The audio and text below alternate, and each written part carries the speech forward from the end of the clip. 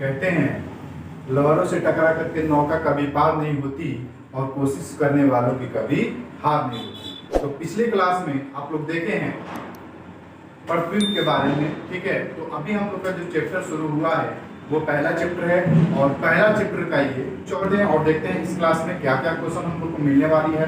तो पहला जो क्वेश्चन था, इसके पहले वाले जो क्लास चले हुए थे उस क्लास में कुछ नोट लिखवाया गया था और वो नोट में 3 तक नोट लिखवाया गया था। आज हम लोग 4 से नोट देखेंगे, ठीक है।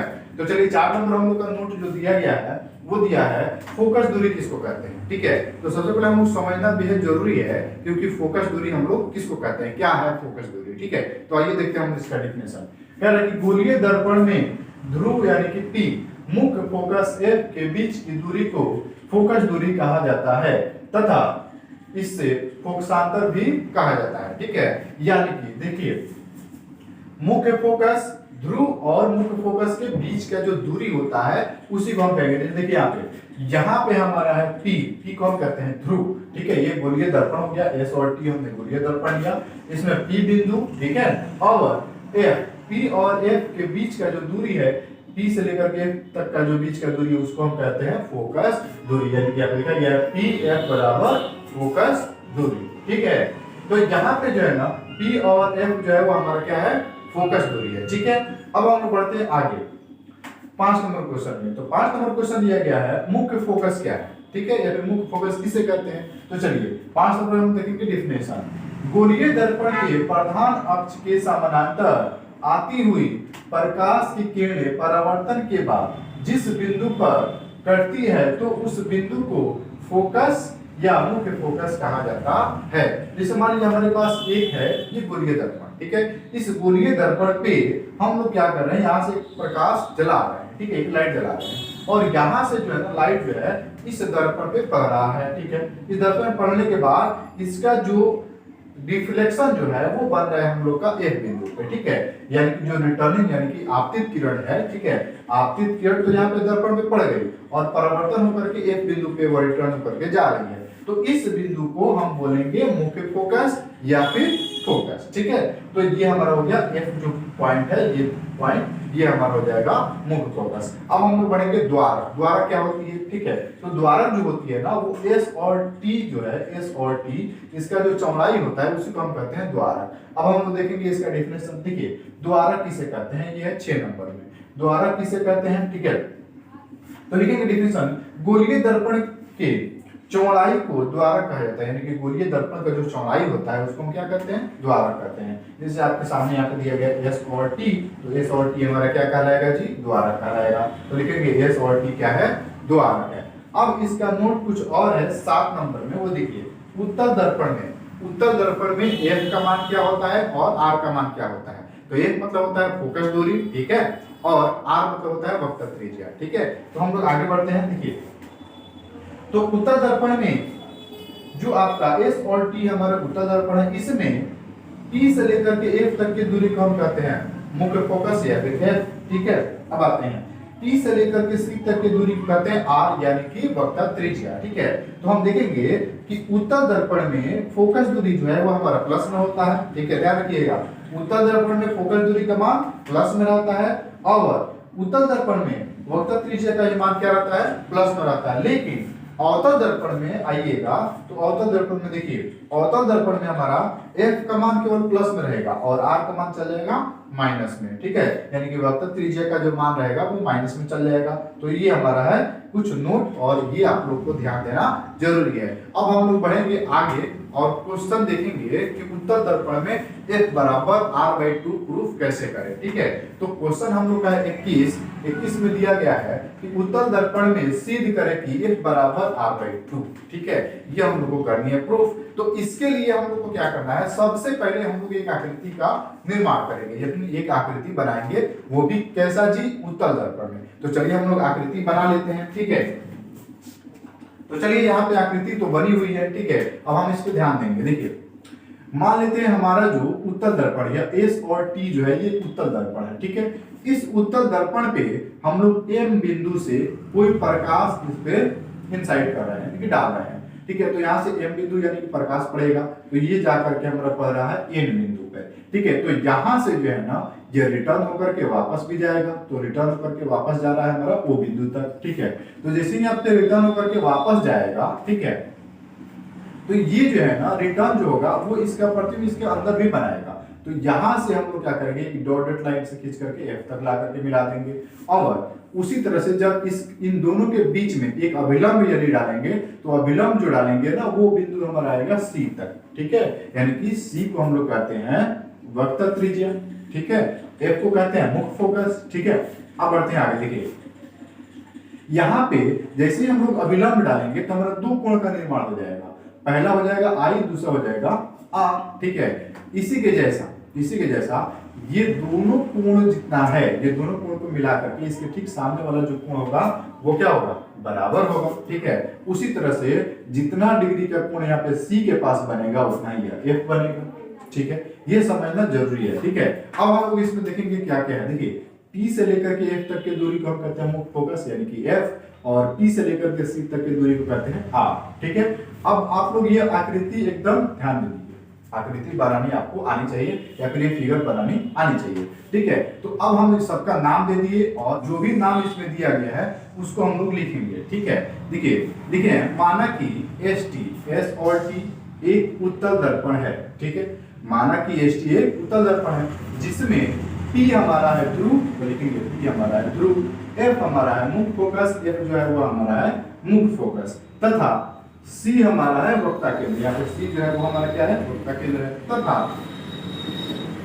तथा P और P से लेकर के C तक की दूरी को हम कहते हैं प्रधान अक्ष, क्या कहते हैं, प्रधान अक्ष कहते हैं, के समानांतर। अब देखिए प्रधान अक्ष के समानांतर ये हमारा P से लेकर के C तक, ये जो है P से C तक ये हमारा प्रधान अक्ष है, ठीक है, P से C तक। अब इसी के समानांतर देखिए ये रेखा है M और N है, ठीक है। इसी रेखा वैसी दो रेखाएं जिसको आगे पीछे बढ़ाने पर वो एक दूसरे को कभी ना काटे उसको हम क्या कहेंगे, समानांतर रेखा कहेंगे।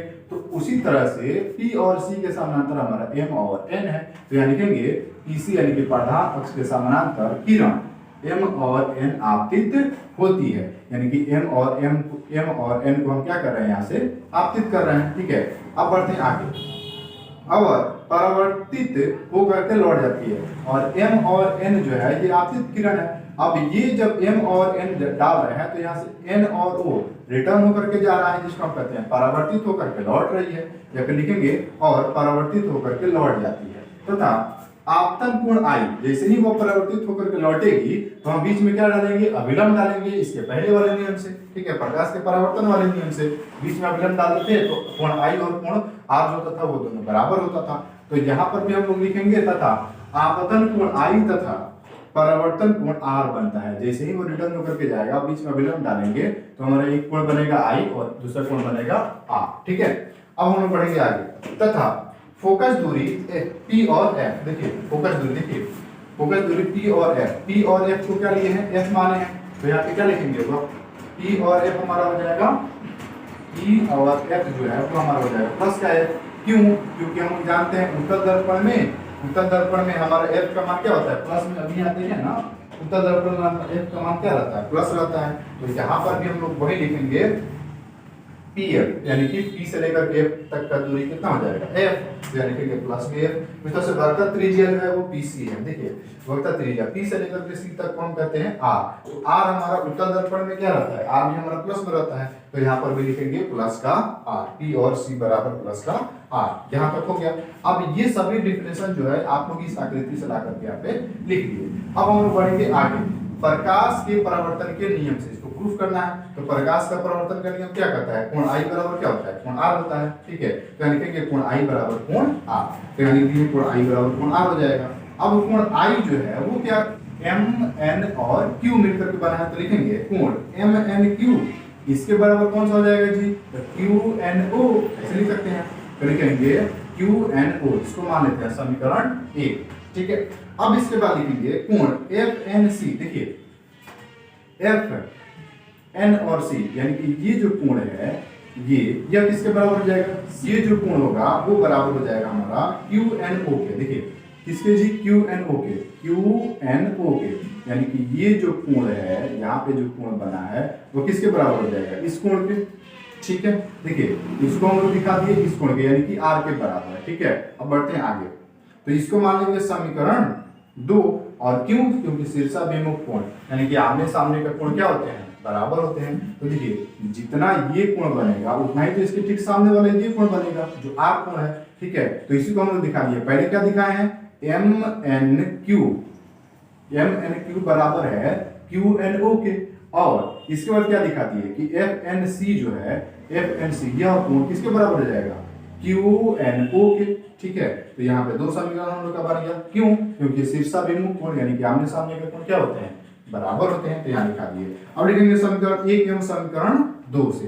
तो समीकरण 1 और समीकरण 2 में कॉमन जो होगा उसको हम लोग देखेंगे। देखिए यहाँ पे है एम एन क्यू और यहाँ पे है क्यू एन ओ, और यहाँ पे भी क्या था, क्यू एन ओ। तो क्यू एन ओ यहाँ पर भी है, क्यू एन यहाँ पर भी है। तो क्यू एन बराबर है, तो इसके सामने वाला ये भी तो बराबर होगा आपस में। तो लिखेंगे कोण एम एन क्यू बराबर हो जाएगा एफ एन सी के। तो लिखेंगे एफ एन सी, समीकरण 3।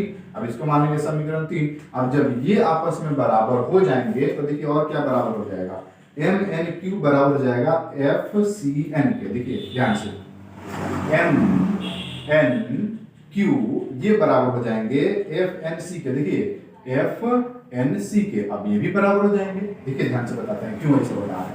जैसे आई कोण आर के बराबर हो गया और आर कोण इस एन के बराबर हो गया, एन वाला जो कोण है, ठीक है, इसके बराबर हो गया ये कोण के। ठीक है, तो जब ये और ये दोनों आपस में बराबर है तो ये एन वाले कोण इस आई के भी तो बराबर हो जाएंगे।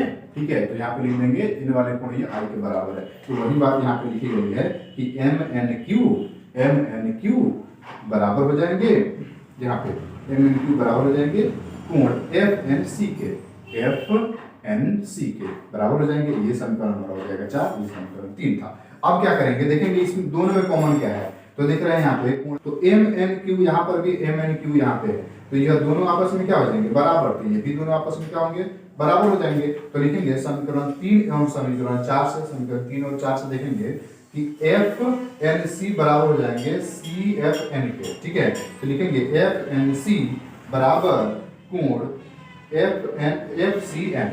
ठीक है, एफ सी एन हो जाएंगे। अब देखिए एफ एन सी, ध्यान दीजिएगा, एफ एन सी यानी कि यह कोण बराबर किसके हो गए जी, जब इसको सॉल्व करते आ रहे हैं तो किसके बराबर हो गया, एफ सी एन के, यानी कि एफ सी एन के, यानी कि यह कोण जो है वो किसके बराबर हो गया, इस कोण के बराबर हो गया। ठीक है, अब जब इस कोण के बराबर हो जाएगा तो हम क्या लिखेंगे कि एन एफ सी एक समद्विबाहु त्रिभुज है। अब यहाँ पे एक हमारा त्रिभुज बन रहा है, तो क्या बना है, समद्विबाहु त्रिभुज है। लिखेंगे एन एफ सी, कहाँ है जी, देखिए एन एफ और सी समद्विबाहु त्रिभुज। देखिए किस तरह से बन रहा है, यहाँ पे कुछ ऐसे बन रहा होगा आपके सामने, कुछ इस तरह से देखिए ऐसे बन रहा है। ठीक है, तो यहाँ लिखेंगे ये एन बिंदु है, ये आपका सी है, ये आपका एफ है। तो ये क्या है जी, समद्विबाहु त्रिभुज है जिसमें दो भुजा आपस में क्या हो गई, बराबर हो गई। रीजन बताते हैं क्यों दो भुजा बराबर हुआ है, समद्विबाहु मतलब दो भुजा बराबर कैसे हुआ, जब ये कोण इस कोण के बराबर हो जाएगा तो ठीक इसके सामने वाला भुजा ये और इसके सामने वाली भुजा ये भी दोनों आपस में क्या हो जाएगी, बराबर हो जाएगी। हम लोग त्रिभुज वाले नियम में पढ़े हुए हैं कि अगर दो कोण आपस में यदि बराबर है तो उनके आमने सामने की भुजा जो होती है वो भी आपस में बराबर होती है। या फिर ऐसे पढ़े हैं कि दो भुजा जब आपस में बराबर है, ठीक है, तो उसके आमने सामने के कोण भी क्या होंगे, बराबर होंगे। ये हम लोग पढ़ चुके हैं। ठीक है, तो उसी नियम से यहाँ पे भी हम लोग सॉल्व करेंगे। ठीक है, चलिए आगे बढ़ रहे हैं। अब हम लोग लिखेंगे यहाँ पे कि एन एफ सी एक समद्विबाहु त्रिभुज है। क्यों, क्योंकि देखिए ये सी कोण और एन कोण आपस में बराबर हो गया, तो इसके सामने वाला यह भुजा और इसके सामने वाली ये भुजा और ये भुजा आपस में बराबर हो गई। ठीक है, तो हम आसानी से यहाँ पे लिख सकते हैं कि यह एक समद्विबाहु त्रिभुज है।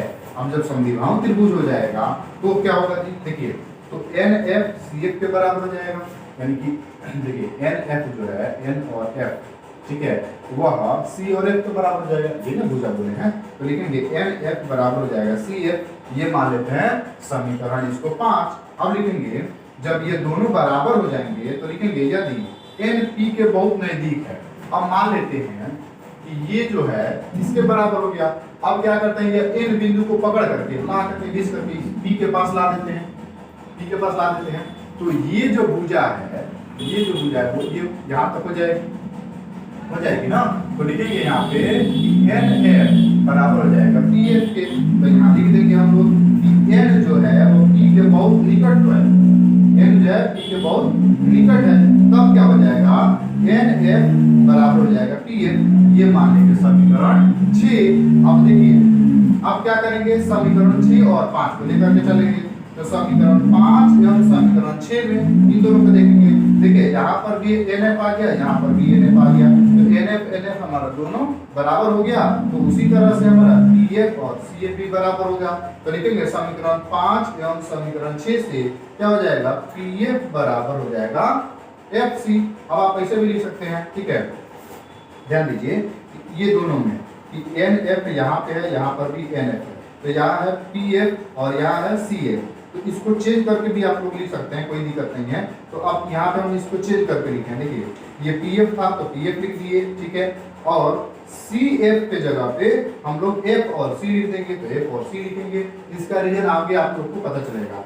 f और c लिख देंगे। देखिए यहाँ पे f यहाँ पे और c यहाँ पे है, तो f से लिख देंगे। अब देखिए इसको लिखने का रीजन क्या है, इसके लिखने का रीजन ये है कि हम क्या करेंगे, b से लेकर के c तक। देखिए ये टोटल जो दूरी है वो p और c है। इस p और c में से यदि अगर हम माइनस कर दे p और f तो हमारा ये बिंदु निकल जाएगा, ठीक है। यानी कि टोटल जो लंबाई आपको दी गई है, इस टोटल लंबाई में से यदि अगर आप p और f को हटा दे तो हमारा f और c निकल जाएगा, ठीक है। तो यही काम करने के लिए यहाँ पे क्या लिया गया है, f और c लिया गया है, ठीक है। तो अब क्या करेंगे, देखिए pf का pf रहने दिए। अब f और c लिखने के लिए देखिए f और c निकालने के लिए क्या कर रहे हैं कि p और c में से या टोटल दूरी में से क्या करेंगे, हम लोग माइनस कर देंगे p और f को। तो देखिए यहाँ लिखेंगे p और c माइनस p और f, यानी कि टोटल दूरी p से लेकर के c तक है, जिसमें से माइनस कर दे रहे हैं p और f, तो हमारा f और c निकल जाएगा। तो यहाँ पे हम लोग यही बात लिखे हैं। अब देखिए pf का जो मान है हम लोग क्या लिए हैं जी, pf का मान माने हैं प्लस का f। तो यहाँ लिखेंगे प्लस का f। उसी तरह से p और c को क्या माने हैं, p और c को माने हैं r। तो यहाँ पे लिख देंगे r प्लस का, वहाँ प्लस है तो यहाँ पर प्लस का r। और pf हमारा कितना था, प्लस का f था, तो प्लस का f यहाँ माइनस है तो माइनस। अब देखिए ये है प्लस का f, तो प्लस का f रहने दिया। प्लस लिखना जरूरी नहीं होता है, बराबर बराबर यहाँ पे प्लस छिप गया यहाँ पे, ठीक है। अब यहाँ पे माइनस, यहाँ है प्लस, प्लस माइनस में गुना करेंगे तो हो जाएगा माइनस। तो यहाँ पर हो जाएगा माइनस का f। अब देखिए इधर है माइनस का f, बराबर के इस साइड जाएगा तो हो जाएगा प्लस का f। तो वही काम करेंगे, इधर प्लस का f प्लस उधर का आपका बराबर के उस साइड था लेफ्ट साइड, अब इधर इस साइड भेजेंगे राइट साइड, तो हमारा हो जाएगा प्लस का f। अब एक f और एक f मिलकर के 2f हो जाएगा, और यहाँ पे r है तो r। अब देखिए 2 इधर गुना में है, उधर जाएगा तो भाग में हो जाएगा। तो अब क्या कर रहे हैं, f बराबर हो जाएगा r/2। तो यहाँ तक आप इसको लिख सकते हैं और यहाँ तक आपका क्वेश्चन हो गया।